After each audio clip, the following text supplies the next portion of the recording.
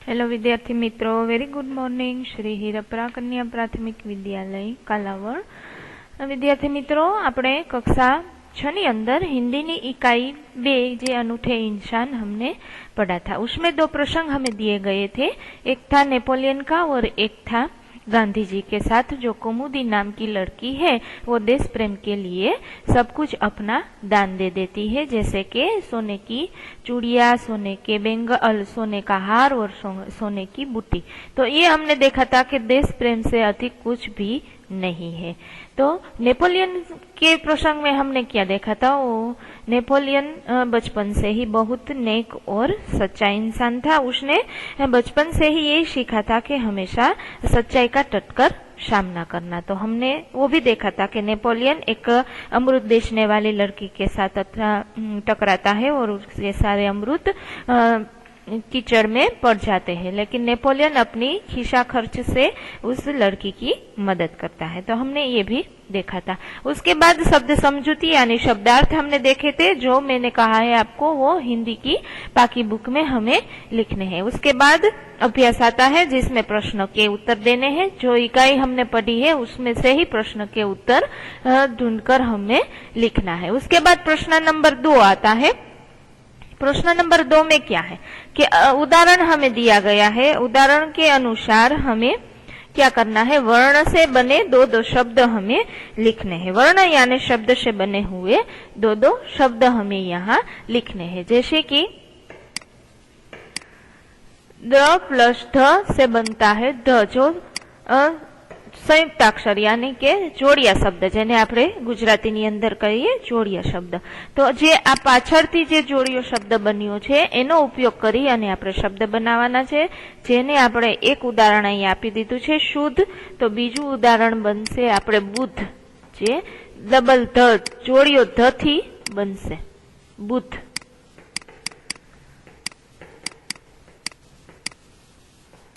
बुध शब्द बनशे। ત્યાર પછી ત પ્લસ ત બરાબર ત, જેમાં પાછલા જે અક્ષર છે તેનો જ અહીંથી ઉપયોગ કરવાનો છે, જેમાં ત વી ત। તો બીજો અક્ષર આપણે લેશું કુત્તા। પાછલો જે અક્ષર છે એ અહીંયા એનો ઉપયોગ થવો જોઈએ। જેમ કે દ પ્લસ म से बनता है ज्ञ, तो पज्ञ। उसके बाद शग्न। एवी रीते जोड़ाक्षर शब्दनो उपयोग करवानो छे। द प्लस व जैसे बनता है द्र, विद्रान, विद्रान। उसके बाद द्वार और द्वेष। 5वां है ह प्लस म हम, ब्रह्म। जैसे जोड़ाक्षर अक्षर बनता है ब्रह्म हम, तो एमांथी शब्द बनसे ब्राह्मण। ब्राह्मण शब्द बनेगा। आगे देखते हैं प्रश्न नंबर 3 में। निम्नलिखित विषय पर आपको चर्चा करनी है और लिखना है कि महात्मा गांधी और उसका देश प्रेम। उसके बाद इंसान अनूठा कब कहलाता है, और तीसरा तुम अपने देश की सेवा कैसे करोगे। इस विषय पर आपको चर्चा करनी है और आपके विचार इसमें लिखने हैं कि महात्मा गांधी कैसे थे और उसका देश प्रेम कैसा था। उसके बाद अनूठा इंसान, जो हमने यहाँ 2 प्रश्न का अभ्यास किया है, तो उसमें से भी आप लिख सकते हो। और तीसरा है आप देश की सेवा कैसे करोगे, तो उसमें आपका विचार लिखना है। उसके बाद प्रश्न नंबर 4, जो संज्ञा से बनाने वाले विशेषण शब्द दिए गए हैं हमें यहाँ पर, उसका वाक्य में हमें प्रयोग करना है। जैसे कि संज्ञा से बने, संज्ञा यानी नाम, नाम से बने धर्म, उसका विशेषण बना धार्मिक, तो इस धार्मिक का वाक्य में प्रयोग करना है। जैसे कि मेरे दादाजी कोई न कोई धार्मिक स्थल पर रोज जाते हैं। उसके बाद रंग, संज्ञा का रंगीन विशेषण बना और उसका वाक्य में प्रयोग कि रेशमा रोज रंगीन कपड़े पहनती है। उसके बाद लोभ, तो उसका विशेषण हुआ लोभी, तो लोभी आदमी से कुछ पाने की आशा हम नहीं रख सकते। तो ऐसे विद्यार्थी मित्रों, आपको यहाँ जो संज्ञा और विशेषण दिए गए हैं उसका वाक्य में प्रयोग करना है। उसके बाद प्रश्न नंबर 5 है, जे उदाहरण के अनुसार हमें लिंग परिवर्तन करना है। लिंग परिवर्तन हम कक्षा 5 में सीख चुके हैं कि स्त्रीलिंग हो तो उसे पुल्लिंग करना है और पुल्लिंग हो तो उसे स्त्रीलिंग करना है, उसे कहते हैं लिंग परिवर्तन। हमें यहाँ उदाहरण दिया गया है पुत्र तो पुत्री, तो ऐसे हमें लिंग परिवर्तन करना है। जैसे कि पुत्र पुल्लिंग है और पुत्री स्त्रीलिंग है, तो पुत्र पुल्लिंग शब्द को हमने पुत्री स्त्रीलिंग शब्द में परिवर्तन किया है। यहाँ हमें दिया गया है मेढक, तो उसका मेढक तो गुजराती में उसे क्या कहते हैं, डेटको, तो एनु आपणे स्त्रीलिंग शब्द करवानुं छे मेढकी यानी डेटकी। उसके बाद तरुण और उसका स्त्रीलिंग शब्द होगा तरुणी। तरुण छोकरो और तरुणी छोकरी। उसके बाद कुमार तो कुमारी। लिंग परिवर्तन करवानुं छे, पुल्लिंग मांथी स्त्रीलिंग परिवर्तन करवानुं छे। देव तो देवी, हिरण तो हिरनी। उसके बाद उदाहरण दूसरा, शाप तो शापिन, उसको भी हमें लिंग परिवर्तन करना है। हमें एक एक उदाहरण यहाँ दिया गया है। कुम्हार तो कुम्हारीण, એટલે કે કુંભાર તો કુંભારણ એમ, જેને ગુજરાતીમાં આપણે એવી રીતે બોલીએ છીએ। ધોબી તો ધોબન, ધોબીન। નાગ તો નાગીન, ગ્વાલા તો ગ્વાલીન। ગ્વાલીન એટલે શું થાય, આપણે આગળ ઘણી વખત આપણા પાઠની અંદર આવી ગયો છે, જે ગાય અને ભેંસ ચરાવવા જાય તે। બાઘ તો ક્યાં હોગા, બાઘીન, એટલે કે વાઘ તો વાઘણ, એવી રીતના ગુજરાતીમાં।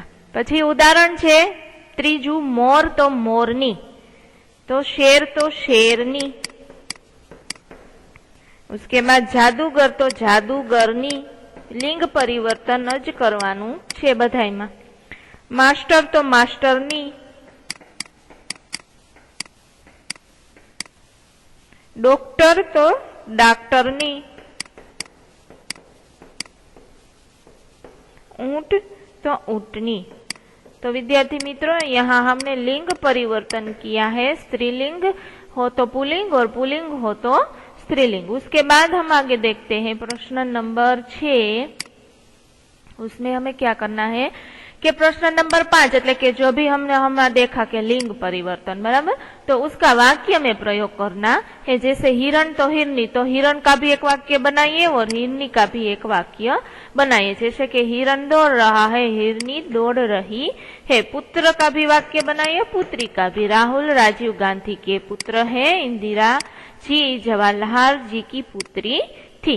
तो जो लिंग परिवर्तन हमने जो शब्द का किया है उसे वाक्य में प्रयोग करना है। उसके बाद देखते हैं प्रश्न नंबर 7 है कि चित्र को देखकर हमें कहानी पर चर्चा करनी है। विद्यार्थी मित्रों, हम आगे कई बार सीख चुके हैं कि चित्र को देखकर हम कहानी बनाना सीखे हैं। तो यहाँ भी हमें एक चित्र दिया गया है, उस चित्र को देखकर हमें कहानी लिखनी है। तो ये कहानी आपको अपनी हिंदी की पाक बुक में लिखनी सीखनी है कि कहानी कैसे लिखते हैं। तो उदाहरण तरीके જોઈએ તો પેલું ચિત્ર જોશું। પેલા ચિત્રમાં શું આપેલું છે, તો કે એક જંગલ હતું અને એક તળાવના કિનારે, તળાવ હતું, એના કિનારે हिरनी, कौवा, कछुआ और चूहा, ये 4 मित्र रहते थे। उसके बाद एक दिन घूमते घूमते शिकारी की जाल में हिरनी फंस गई। उसके बाद कौवा और चूहा, कछुआ नहीं दूर चले गए थे, वहां से ये दूर चले गए थे। उसके बाद क्या होता है, तो चूहा हिरनी को जाल में से बाहर काटने के लिए उसे मदद करता है और जाल से मुक्त करता है। तो उसी तरह आपको इसे चित्र को देखकर कहानी बनानी सीखनी है। उसके बाद देखते हैं प्रश्न नंबर अभ्यास स्वाध्याय आता है, जिसमें प्रश्न के उत्तर देने हैं। और उसके बाद अपने गांव में घटी कोई आंखों देखी घटना के बारे में, એટલે કે તમારા ગામની અંદર જો આવી કોઈ અનૂઠા ઇન્સાન એટલે કે અનોખો પ્રકારના માણસ જેવી આપણે જે અહીંયા બે પ્રસંગ જોયા એવા જો કોઈ પ્રસંગ તમારા ગામની અંદર બન્યા હોય તમારા ગામની અંદર તો તે તમારે લખવાના છે।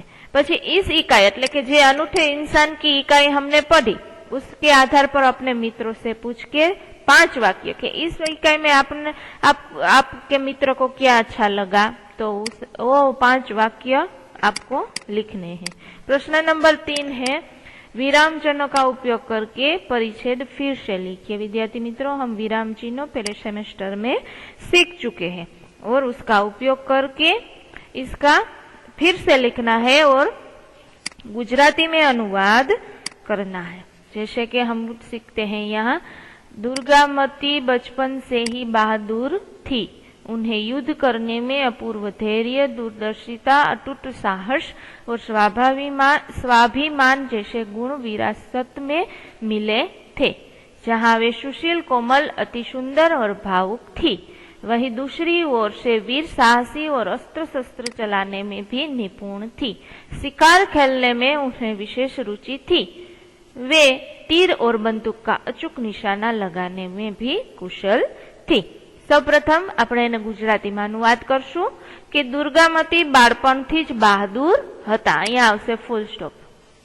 પછી ઉન્હે યુદ્ધ કરને મેં અપૂર્વ ધૈર્ય, તેમને યુદ્ધ કરવામાં અપૂર્વ ધૈર્ય, દૂરદેશીપણું અને અખંડ સાહસ અને સ્વાભિમાન જેવા ગુણ વારસામાં મળ્યા હતા, અહીંયા આવશે પૂર્ણ વિરામ, વાક્ય પૂરું થયું। પછી जहाँ वे सुशील कोमल अति सुंदर, ज्या तेवो सुशील, पछी आवशे अल्पविराम, कोमल अल्पविराम अने सुंदर अत्यंत सुंदर अने भावुक हता। हजी वाक्य पूरुं थयुं नथी कारण के अहींया छे वही, वही एटले त्यां, त्यां बीजी बाजू दूसरी ओर एटले के बीजी बाजू तेवो वीर अल्पविराम साहसी અને અસ્ત્ર અને શસ્ત્ર વાપરવામાં પણ કુશળ હતા, અહીંયા વાક્ય પૂરું થયું। પછી આવશે શિકાર ખેલને में એટલે કે શિકાર કરવામાં તેમને વિશેષ રુચિ હતી, અહીંયા એક વાક્ય પૂરું થયું। થી પછી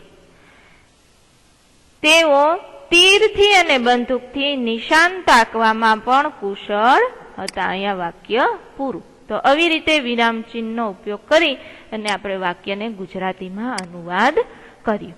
ત્યાર પછી આવે છે એક ભાષા સજ્જતા કે એમાં આપણને થોડીક એવી કહેવતો આપેલી છે કે જેને આપણે ગુજરાતીમાં ઘણી વખત ઉપયોગ કરતા હોય કહેવતોનો કે જે ઘણા સમયથી બોલાતી હોય અને તેમાંથી આપણને કંઈક વિશેષ સ્પષ્ટ ઉચ્ચાર થતો હોય અને તે સ્પષ્ટ ઉચ્ચાર એ કહેવતનો આપણને કંઈક વાર આપણા જીવનની અંદર મહત્વપૂર્ણ ભાગ ભજવતો હોય। કહેવત એટલે શું तो कि कोई घटना के प्रसंग के कोई वर्ण करते समय जिसका प्रयोग कीजिए उसको रूढ़ और मार्मिक कथन को कहेवत कहते हैं। એટલે કે એને વાક્યનું પાછું ને પાછું કથન જેને કરવાનું કીએ એને કહેવત કહે છે। તો વિદ્યાર્થી મિત્રો અહીં આ ઇકાઈની ભાષા સજ્જતાની અંદર આપણને થોડીક એવી કહેવતો આપેલી છે અને નીચે પાછો એનો અર્થ પણ આપેલો છે। તો હું તમને 2-3 કહેવતો સમજાવી દઉં।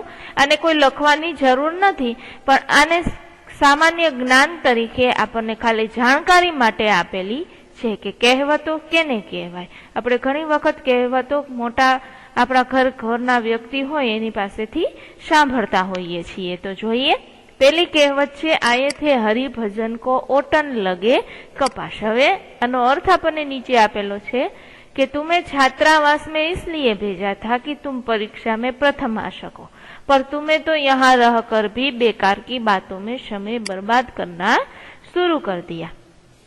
इसे कहते थे आए थे हरिभजन को ओटन लगे कपास, अथवा तो अच्छा काम छोड़कर महत्वहीन काम में लग जाना।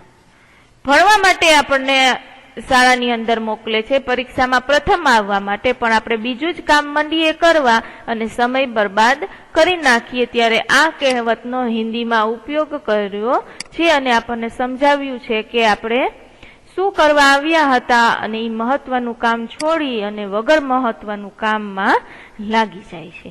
એવી રીતે બીજી અહીં આપણને કહેવત આપેલી છે કે ઉલ્ટા ચોર કોતવાલ કો કાटे। एक तो तुम चोरी